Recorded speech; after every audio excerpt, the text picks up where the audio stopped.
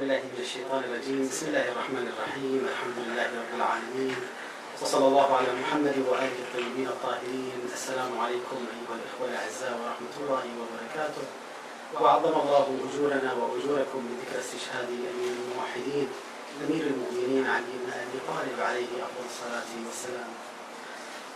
هنيئا لكم بهذه الخدمة التي تقومون بها من خلال هذا المضيف المبارك، ومن خلال هذه الأنشطة والفعاليات الثقافية والفكرية والدينية التي جميعها تسهم في عملية البناء الاجتماعي وترسيخ الولاء لأهل بيت العصمة والطهارة عليهم أفضل الصلاة والسلام.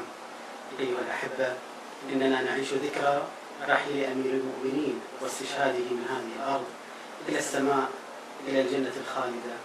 هذه الشخصية العظيمة التي حار فيها الجميع، مسلمون ومسيحيون، حار الجميع في اكتشاف أبعاد هذه الشخصية الراقية، الإنسان الكامل والخليفة العادل، الإنسان الذي لم يفرق في إنسانيته بين إنسان وكافر في بعده الإنساني، والخليفة الذي لم يفرق بين كل البشر في كونهم يستحقون العناية من خليفة المسلمين.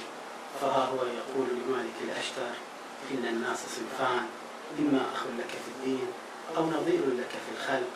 ما أروع هذه المعادلة، ما أجمل هذه المعادلة التي يقوم أمير المؤمنين عليه السلام بتدشينها، واضعا القاعدة الأساسية في تعامل خليفة المسلمين مع الأمة جمعاء.